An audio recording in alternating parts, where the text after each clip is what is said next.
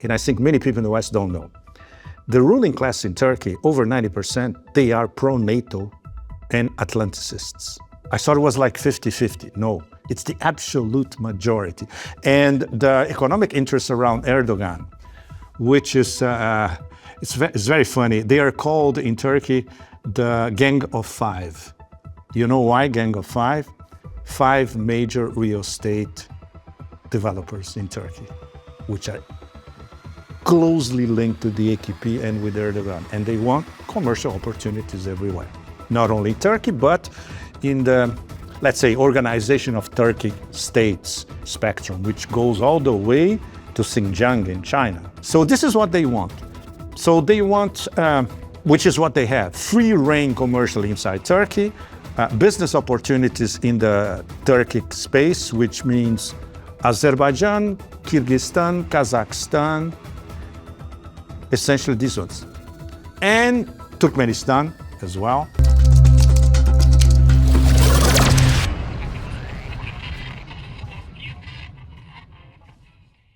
Hello, everyone. This is the New Rules Podcast, and I'm your host, Dimitri Simes Jr. Today, we have a special episode for you on Turkey. Now, Turkey is a country that occasionally makes international headlines, but for the most part flies under the radar. And in my view, this is a huge mistake on the part of journalists and analysts, because as the recent events in Syria made clear, Turkey is capable, it is powerful enough to make major changes on the geopolitical stage. And if we want to understand the 21st century geopolitical picture going forward, we need to understand Turkey, what it wants, and what it's capable of. And to help us do that, we're very pleased to welcome a longtime friend of the program, Pepe Escobar, who just got back from Istanbul. Pepe, thank you for joining the program. Enormous pleasure to be with you, Dimitri, and with our audience, of course. So, Pepe, let me start with a general philosophical question, right? Erdogan has been in power for 20 years, so he's had an opportunity to shape Turkish foreign policy in his vision. What is his ultimate foreign policy goal? How does he view Turkey's role in the world? That's a wonderful question that would require us a few hours to answer properly. I'll try to give you the concise version. He is a neo-Ottomanist. He would like to have even a partial revival of the Ottoman Empire. That's where Aleppo comes in. It's very, very important because then we can understand what happened in Syria better. Whenever I lived in Istanbul 3 years ago, first part of the year, during the SMO, the beginning of the SMO, and when they struck that famous deal, I was there. And the Turks, the hosts, they were beaming because they saw it, at least in the first few hours. We did it. We ended a war thanks to our efforts. And they were right, because they put the full force of the foreign ministry was concentrated on that. And as we know, the whole thing collapsed in a matter of hours, right? So this was part of a Turkish foreign policy for the global south and for the global north as well. But with Erdogan, it's very complicated because Erdogan is intimately linked to the role of the AKP party, which is a soft Islamist party, but it's still an Islamist party as well. So when you are in Istanbul and you talk to independent analysts or lawyers, secular, very, very important, not Islamists. Kemalists, this means they are secular, they are pro-Turkish Republic, not a revival of Ottomanism. Secular nationalists. Secular nationalists. And one of them, we had an amazing geopolitical dinner last week, in fact. And I asked the usual questions, but center on Syria and BRICS. But as an introduction, one of them explained to me the divisions inside Turkey, which are more and more acute. You have more or less 3 big factions: nationalists, pro-Western, and Islamists. But these are subdivided as well. nationalists, Turkish nationalists, secular, they told me, we have right-wing Kemalists and left-wing Kemalists as well. Some are socialists and some are capitalists. Pro-Western Atlanticists, this means they are pro-NATO. They are pro-European Union and pro-NATO. And the Islamists is even more complicated because you have nationalist Islamists and you have hardcore pro-Western Islamists. Pro-Western Islamists. Pro-Western Islamists. And that's where the relationship between the ruling classes of Turkey with the West, especially with Europe, comes in. And Erdogan and the AKP, they are trying to seduce this part of the world specifically. The pro-Western Islamists. Exactly. How does that even work, right? Because very good question. You say, I want to build, an Islamic society based on Sharia. And so our main allies in this endeavor are going to be the European and American countries that can't tell you what a woman is. Exactly.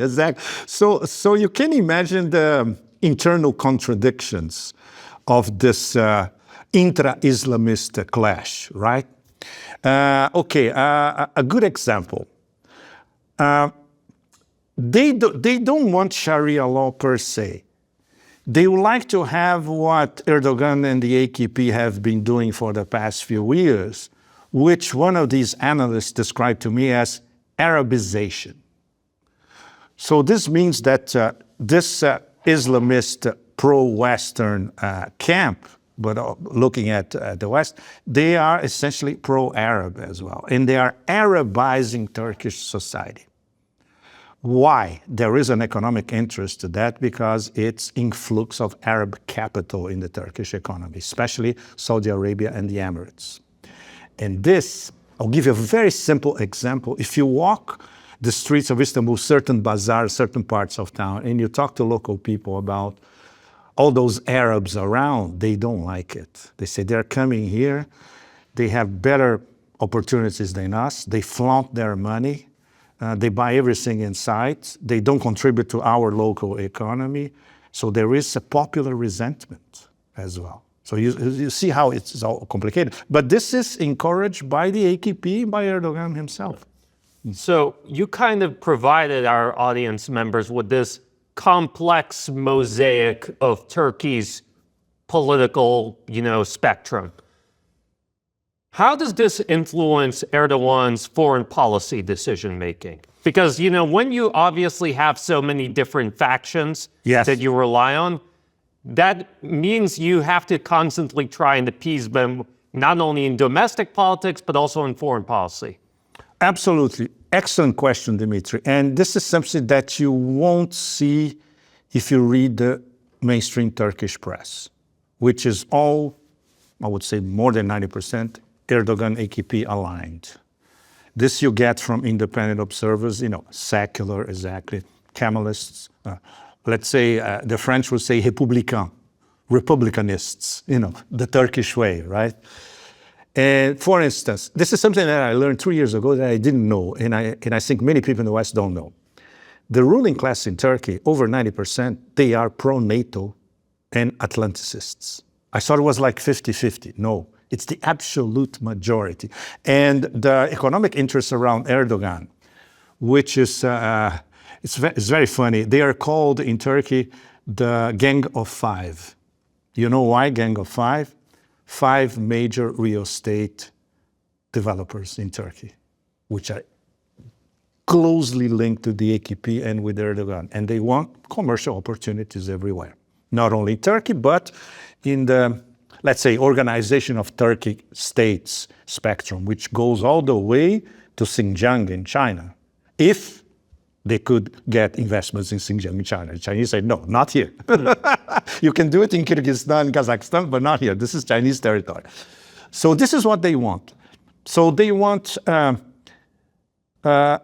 which is what they have, free reign commercially inside Turkey, business opportunities in the Turkic space, which means Azerbaijan, Kyrgyzstan, Kazakhstan, essentially these ones.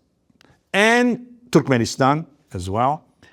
And at the same time, good relations with Europe, because 40% of foreign trade of Turkey is with the EU.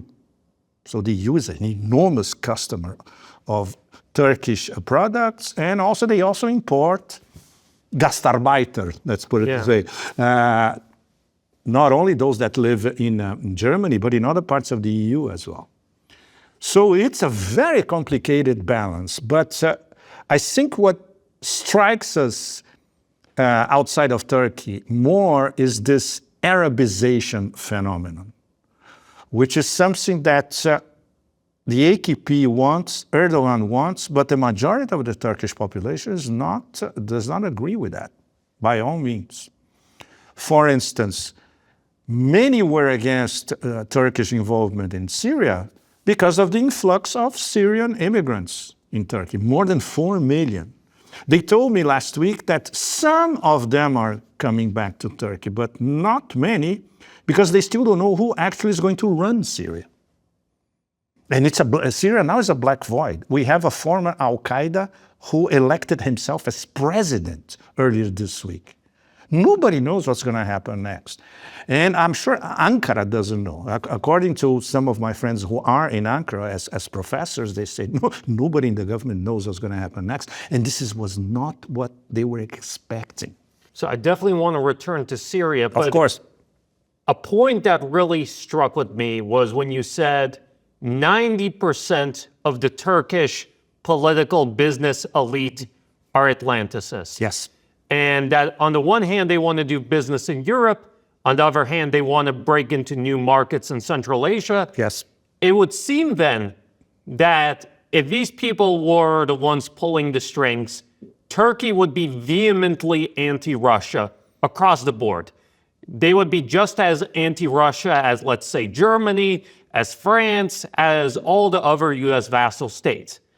But what we see is that Turkey is playing this sort of complex game with Russia, where on the one hand, they support Ukraine, they undermine Russia and Syria, obviously. Mm-hmm.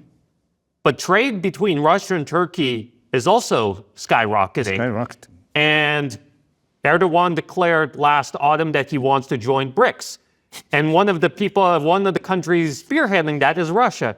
So what's going on? Why is it that despite having such a heavily pro-Western elite, Erdogan is trying to maintain his bridges with Russia? Excellent question, because it goes to the heart of Erdogan hedging his bets all the time. I asked this question to my interlocutors in Istanbul, and some of them were blunt, totally blunt. They said Turkey will never enter BRICS, even as partners. They will be hedging their bets all the time. Not to mention as a full member of BRICS, like Indonesia was accepted only a few weeks ago.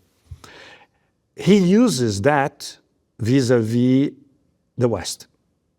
He said, oh, okay, you don't want me. You don't want closer collaboration? No problem. I have BRICS. I have Eurasia. But Ankara as a whole, Erdogan and the system that he runs in Ankara, they have not made a bet to be part of the Eurasia integration process, which means an even closer relationship with especially the Primakov Triangle, Russia, India, and China. And their relationship with Russia and China is uneasy. From the point of view of China, they would love of course, they love buying cheap Chinese products, high-quality Chinese products, but they are also a manufacturer of very good Turkish products, textile industry, manufactured products in general. And with Russia, they need energy, badly. And, of course, investment in nuclear power plants, etc. So they simply cannot antagonize Russia, but it's an uneasy relationship. And this was clear during the Astana process in Syria. We always have to come back to Syria because how they interacted vis-a-vis Syria explains a lot. Iran and Russia were trying to bring the Turkish position on Syria closer to their position, Russia, Iran. So it was very, very complicated to have these three on the table discussing the future of Syria. At the time, they were inside because basically they were deciding the political future of Syria. Now, the whole thing turned upside down in a matter of less than 2 months. They are outsiders looking in. Iran and Russia. And Turkey is theoretically inside Syria, but it's not what they wanted. One of my interlocutors said explicitly, the original plan was Aleppo, was never go all the way to Damascus. So when Turkish MIT, Intel, and Erdogan saw that they were going all the way to Damascus, immediately afterwards they said, okay, now what do we do? Because they don't have all the military power that they need to control the western part of Syria, the Syria that works, right? And they don't know what to do with it because they never planned for it. And they don't have the funds. The Saudis have the funds, the Emiratis have the funds, but not Turkey. So they are now in a bind completely in what is going to be our role in Syria. And on top of it, they cannot trust the current self-appointed former Al-Qaeda turned president. He was an asset, an important asset of MIT, Turkish Intel. But up to the conquest of Aleppo, and now he thinks he's an independent player. So, I mean, I think now is the perfect time to talk about Syria, Okay. right? Because most people interpret it as Erdogan scoring a big victory last December when Jolani and his Turkish-backed gang of jihadists swept across Syria in the span of, what was it, 1 week, 2 weeks? 10 days. 10 days. Roughly, yeah. Overthrew the Assad government and, put an end to the Syrian civil war after 14 years. And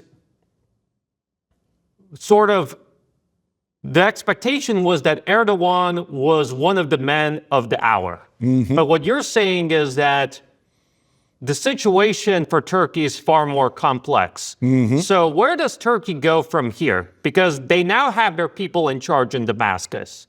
What do they do now? Theoretically, Dimitri, they have Jolani in charge in Damascus. But once again, and this is what my interlocutors told me, they cannot trust Jolani. Like the relationship was, let's say, transactional to the point of MIT using Jolani to start a sort of greater Idlibistan revolt against Aleppo, which is close to Idlib, 150 kilometers maximum. Never to take over power in Damascus. And this is, for me, was a revelation. I learned a lot from this conversation. Because they sketch what you won't see in Turkish media, and much less what those think tanks in Washington think about what happened in Syria. They also don't know. What they do know is that the Americans were prepared for it. It's what the Americans wanted from the beginning, right? Get rid of Assad. And they got it after 13 years. They were extremely perseverant. And in the case of Erdogan, it was different. The Turks were waiting, and in the end, they got into the American bandwagon. But now they're going to have to share power with people that they don't know. And obviously, Jolani is not a fool. He was educated at an American gulag in Camp Bucca in Iraq, close to the Kuwaiti border, where all the big brains of Al-Qaeda in Iraq and later ISIS, this is why these people were incarcerated. And they were talking among each other all the time. And they are not fools, far from it. Yeah, I mean, this sort of reminds me of the conversation I had with Jackson Hinkle and Haz Al-Din for our end of the year special. In a certain sense, I see interesting parallels between what happened with Jolani in Syria and what happened with Lenin and Tsarist Russia. Well, not Tsarist Russia, but, provisional government Russia. Provisional government. And at the time, Lenin got a major boost from the Germans because he was living in Switzerland and he had no real way of getting safely back to Russia. And so That's getting me on the train. yeah. And so there were people in the German political and military elite who was like, let's help this guy out. Absolutely. Kaiser Wilhelm II was initially apprehensive because he's like, wait, this guy is, nuts. He's against the monarchical system that we represent. Are you sure we want to help this guy? But they're like, no, trust me. This will help destabilize Russia and strengthen our geopolitical position in Eastern and Central Europe. And initially, it looks like the bet pays off, right? Because the Russian military collapses. Lenin concludes the Treaty of Brest-Litovsk, which is highly, highly favorable to the Germans in terms of a territorial settlement. But you fast forward less than 20 years, 1945, and the Soviet troops are marching in Berlin, and half of Germany finds itself under Soviet occupation until 1991. And so the point I guess it's important to make is that people have agency, right? And that people who you may think are your puppets today, 20 years later, may come to haunt you. Absolutely. No question, Dimitri. You put it very, very well. And this is something that might happen with Jolani. And the Turks are starting to be extremely apprehensive about it. Very important visit to Damascus this past few days. The Emir of Qatar in person. This is huge. He usually doesn't travel. He very rarely travels. And we know who weaponized HTS and other groups in Idlib for years, with a lot of money buying weapons. Qatar. So Qatar wants a piece of the Syrian pie. Nobody knows exactly what it is. And the Turks also don't know what Qatar wants. It's not only that famous mythical pipeline, which is a story that many of us have been following for years. One of the reasons of the war in Syria. Yeah, the Qatar or Turkey pipeline, which crosses through Syria and would potentially provide an alternative to the traditional Russian gas pipelines to Europe. Absolutely correct. And this was one of the reasons that Qatar turned against Assad, even personally, right?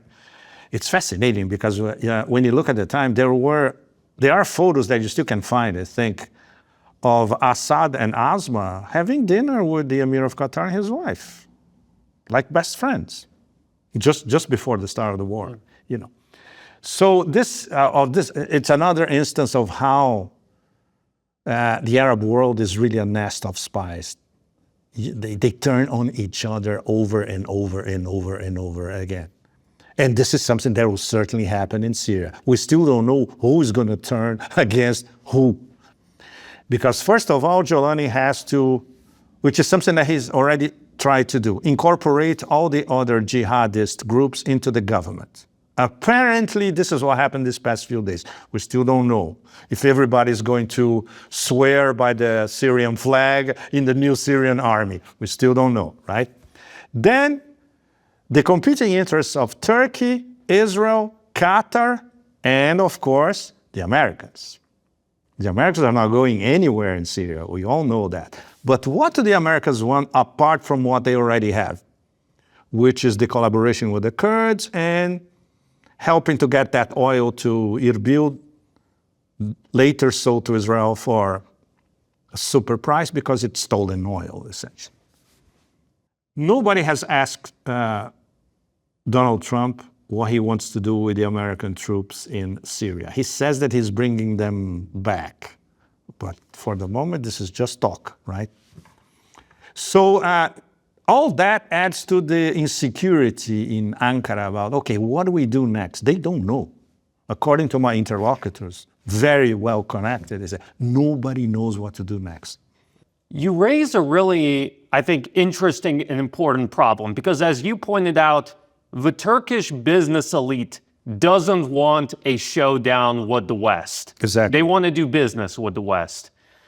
But now that they've won in Syria, they basically find themselves in a very tense and unstable situation in regards to the Americans and to the Israelis.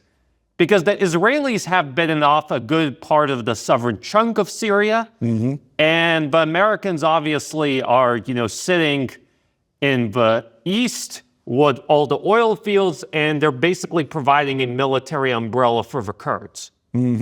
who the Turks cannot accept because, for our viewers who are not familiar with this, the Turkish government regards any sort of Kurdish state as an existential threat. Absolutely. Because Turkey has a large Kurdish minority, which has been prone to separatist moods in the past. And so if there's a quote-unquote Kurdish state either in Syria or in neighboring Iraq, that's a big problem for Turkey.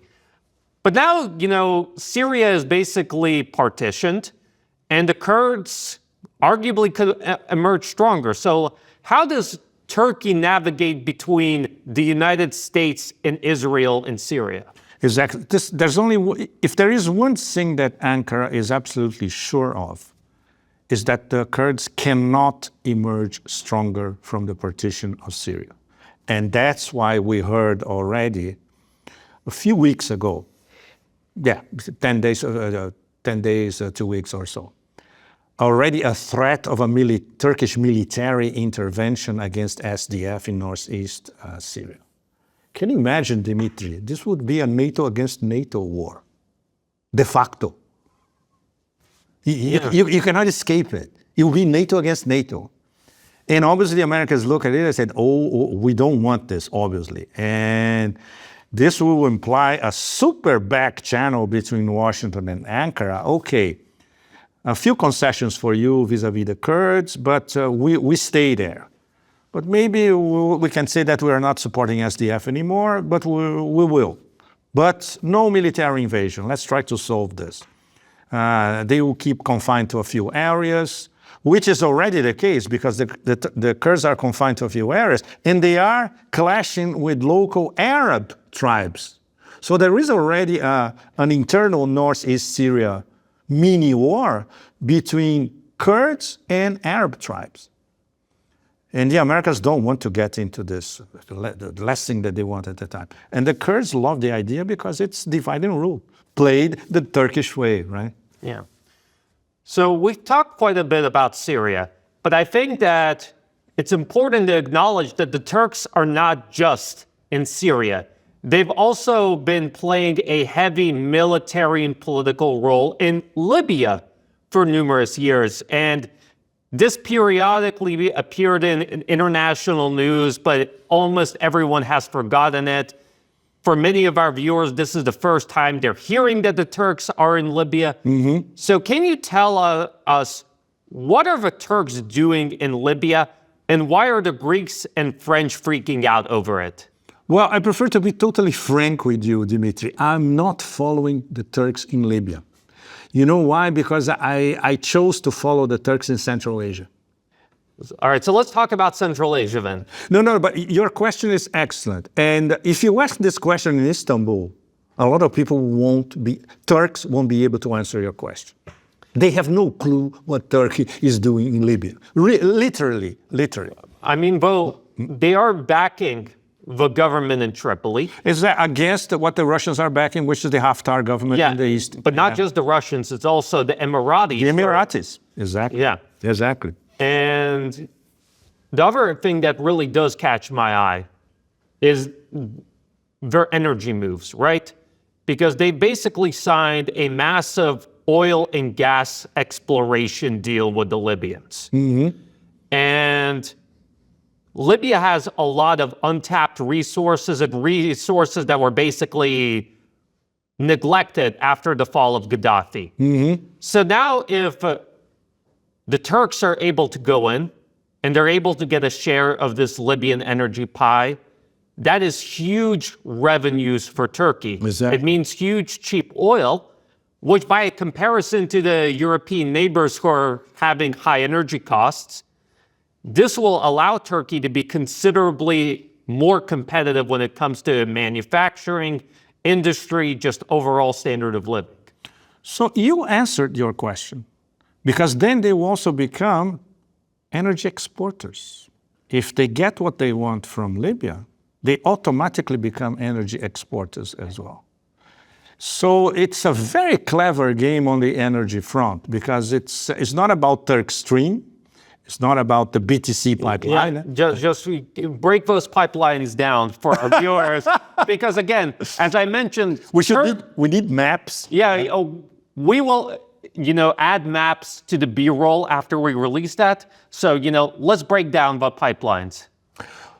The most important, it's the pipeline that was negotiated personally by Zbig Brzezinski with Aliyev father in 1995 in Baku, the BTC pipeline. Baku, Tbilisi, Ceyhan. It's Azerbaijan, Georgia, Turkey. The oil comes from Baku. All the oil comes from Baku. Then pipeline arrives in Turkey, and then it goes to Europe, to Israel. Right. Anybody buying, right? There is a gas pipeline parallel to the BTC as well. Turkstream is the pipeline from Russia to Turkey, essential for providing energy to Turkey. So these are the main ones. So this means that Turkey receives gas from abroad, but obviously they have very few reserves. That's where Libya comes in. If they get what they want, if they're probably going to get an excellent commercial deal, because that Libyan government, they're not doing business with practically anybody. The Turks arrive en masse and say, okay, this is the deal, you have your cut, and then we have our major cut, and then we can also export. So they turn automatically their role into energy providers. Yeah. And it's worth noting that they're not just in Libya doing this. The Turks are in Somalia, of all places, signing a deal to develop Somalia's oil and gas reserves. And again, Somalia doesn't have the same, oil and gas wealth that Libya has. Yes. But what it does have is largely untapped because it's untapped. Right. Because the Somalians don't have the money to do so. But the Turks are coming in and they're swooping it up. But there's an extra problem, Dimitri. The Turks also don't have the money to do it. So who is going to finance that? Arabization. The capital has to come from the Persian Gulf. That's especially these relationships, especially with the Emirates, are very, very close at the highest level. I mean MBZ, Erdogan, even personally. Wait, so just so our viewers understand. Okay. So Turkey and the Emirates are clashing for influence in Libya, but the Turks are going over to the Emirates and saying, hey, can you help finance our projects in Somalia? Can you give us a little bit of cash, please? We want to become energy producers just like you. Well, that tells you how it works in the Arab world. It works like that. So you said that you follow the Turks in Central Asia. So let's dive deep into that. First of all, tell our viewers, why is Central Asia important? Because this is a part of the world that almost never comes up in the mainstream media. And what do the Turks want to do in Central Asia? Well, Organization of Turkic States. The headquarters is in Istanbul. I stopped by last week. There was nobody to talk to. It was closed. It's a very interesting organization. When I went there the first time 2 years ago, and I talked to them face to face, they didn't know how to explain what they do exactly. They didn't? No, they didn't. So it was a Kafkaesque conversation. Fascinating. They were trying to imply what they do by not saying much. But then when you go to Central Asia, you see what they're doing. It's basically a gang of 5 project. It's to get building contracts in Kazakhstan, in Uzbekistan, in Kyrgyzstan especially. And I saw this personally when I went to southern Kazakhstan.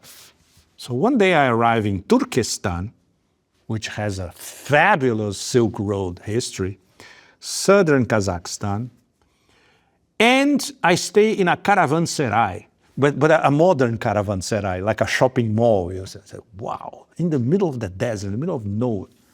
I said, built this thing, gas, a Turkish construction company. I go to the main mosque in town. There is a cultural center attached to it. Who's financing it? Turkey. I go to the main library in town, fascinating library, etc. Who built it? Turkey. So aha, then you get your answer. They are investing heavily in Kazakhstan, Kyrgyzstan, Uzbekistan. A few cultural projects, but mostly building contracts for Turkish construction companies. And this is under the umbrella of expanding Turkish values and Turkic culture to the organization of Turkic states. And the main ones are Azerbaijan, the three Central Asians as well. And then one day I was in Astana for a forum, and if you go to the Astana Museum, which is, by the way, an amazing museum, history of nomads in Central Asia, there's this huge map in one of the rooms. It's the map of Turkic nations. And when you start looking at all the Turkic or Turkic-related tribes that they identified on the map, it's like almost 40 different ethnic groups, and including the Uyghurs in Xinjiang, of course, because they are a Turkic group as well. So Turkey wants to expand their cultural influence along this axis, which is a Silk Road axis as well across Central Asia. Because as the Silk Road is one of my personal obsessions in terms of research and a book that I want to write in the future, etc. That's why I'm always following Central Asia more closely than West Asia or Northern Africa, for instance. Yeah. And when I returned to this room at the Astana Museum, I said, wow, so this Turkey wants to be present in all this enormous access, all the way to Xinjiang, and the Uyghurs in Xinjiang, which the Turks still call Turkestan, which is the original denomination, right? But is there I understand the cultural factor, because obviously there's a common heritage, common lineage even. But can you elaborate on the economic aspect? Because again, most of the world, if you read the Western media, they think of Central Asia as the sort of backwards, economically poor region of the world. Why are the Turks so invested on expanding their cultural, economic, and political presence in this particular region? Cultural attached to economic, but in terms of commercial interests, business deals, and business expanding Turkish business along the steppes, let's put it that way. Yeah. The problem is they are competing with two superpowers who more or less monopolize business all across Central Asia. Russia, because the lingua franca in Central Asia is Russian. Yeah. All the business classes, they talk among themselves in Russian. They don't even use their local languages. And China, because China is making inroads in Central Asia as part of Belt and Road, of course. So when you get, for instance, to Tashkent, capital of Uzbekistan, you have an American tower, an American business center, and in the same highway, the Chinese built their own Chinese tower, a Chinese business. But you don't see a major Turkish presence. But if you go to these places like Turkestan, southern desert of Kazakhstan, then you see the Turks. If you go to parts of Kyrgyzstan, parts of Bishkek, the capital, you see Turkish companies in Bishkek, for instance. So they're trying little by little to offer some competition to Russian and Chinese interests. But the local elites in Kazakhstan, Uzbekistan especially, two major Central Asian powers, they know exactly what's going on, so they are profiting from all sides. And very interesting point, they are already BRICS members as partners. Kazakhstan and Uzbekistan are already BRICS partners. Turkey is not even a BRICS partner. They haven't answered the official invitation yet. Could that partly explain why Erdogan has been flirting with BRICS? It's less sort of a goodwill gesture towards Russia and China and more about trying to strengthen its stature among the Central Asian countries that are gravitating towards BRICS. Excellent. That's exactly it, Dimitri. That's it. But he doesn't have much time, because this year, BRICS as a whole are going to ask the Turks directly, are you in or out? We made an invitation at the Kazan Forum to be a partner. We haven't received a response. The other ones respond, and they are already BRICS partners. You haven't responded yet. So you can juggle, you can hedge your bets, but for a limited period of time. So, I mean, I guess this raises, again, a more broader question, because as you've explained it, the core of Turkish foreign policy is trying to integrate itself with the West, while at the same time doing some sort of transactional deals with Russia, with China, partially in order to kind of scare people in the West into making concessions. It's worked so far. Will it continue to work for the foreseeable future, or is there a reason to believe this whole train could go off the rails? Could go off the rails because of how significant BRICS are going to become from now on, after they have a extremely significant meeting in Kazan, which was, let's say, the departure of the high-speed BRICS train.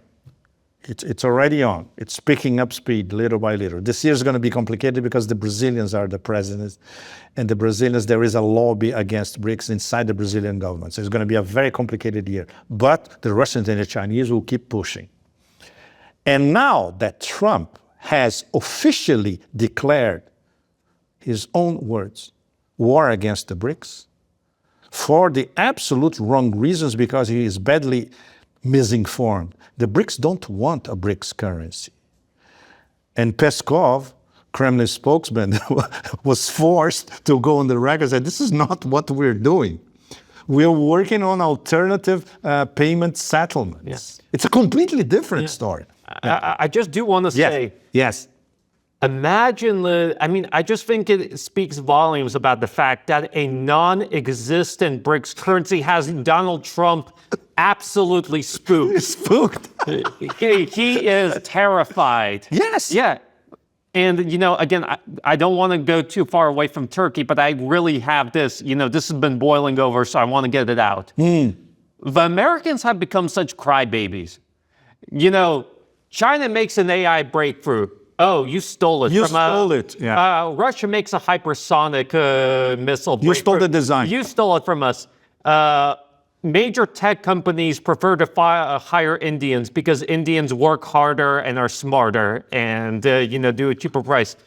You guys are invading our countries and you don't know how to use the toilet. I mean, guys, stop bitching and whining all the time. This is just getting embarrassing. You are supposed to be the world's premier superpower. And you sound like a 16-year-old girl that has feuds with all the other girls at school. Guys, get it together. You don't have a functional country anymore. Take a deep breath, solve your own problems, and just stop with this petty bullshit. But I'm sorry, I love that you put it this way, Dimitri, and that's exactly it. It's I remember when I was in high school, it's the kind of bitching that you find in high school corridors, and it's exactly the same. Why? Because they don't have a long-term strategy. They have tactics, and these tactics are for this week, for next week, for the next quarter maximum. They don't have a long-term vision. They never saw it coming. BRICS and the way BRICS are articulating themselves. They don't even understand the concept of BRICS. If you ask think tanks in the Beltway, very few published papers or analysis or deep analysis on BRICS. Very, very few, if any, right? So they don't know. And the people around Trump, obviously, they are so misinformed that they cannot tell the president of the United States what BRICS are up to.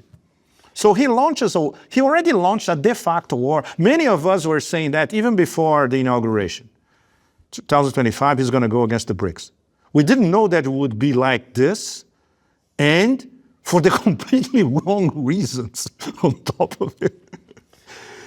But I do want to get back to Turkey, right? Yeah, of course. We had our sort of 2 minutes of rage against Trump. No, but everything is interlocked. So, Trump doesn't get BRICS. As I understand, the Turks also don't get BRICS. No, because they for the ruling classes behind the AKP, for the AKP party and for Erdogan himself, they want to extract something out of BRICS. And this is not how BRICS works. BRICS gives the floor to everybody to act as equals on the same table. And the decisions are consensual, always. It's not win-lose deals. So the Turks still don't get it. So that's why it's going to be very hard for them to be accommodated inside BRICS. And for instance, the Iranians understand it, the Central Asians who are now partners understand it, the Southeast Asians, which are now a mega power inside BRICS, including Indonesia as a full member, totally understand it because they're dealing with China. And when you deal with China, you deal on a win-win basis, right? It's the fundamentals, the geoeconomic fundamentals of China, we make deals with everybody on a win-win basis. And with, I would say with Trump 2.0 is a win-lose going cosmic.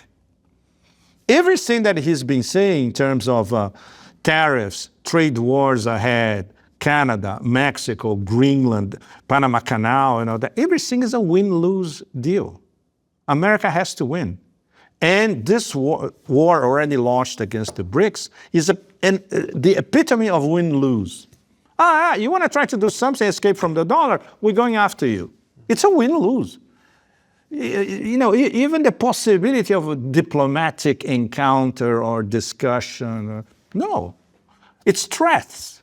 So, everything can change from one day to another in Washington, as we all know, but things remain the same in the end. Well, Pepe, I know that a conversation on Turkey could have taken hours, but I think we did pretty well in much less than that. In much less than an hour, yes. Yeah. It's a start. Yeah, it's a start. But I think that, we'll be coming back to this topic not only in 2025, but also beyond. And to all our viewers, thank you so much for tuning in. If you like this video, please make sure to like it, repost it. Oh, and by the way, in addition to being on X, we are now on Telegram. So please follow us on X, follow us on Telegram, send the links to our accounts to your friends, your family, your long-distance cousins, the guy that picks up your garbage every morning. Help us raise awareness. Help us decipher what others will not tell you. Thank you all for tuning in. Till next time.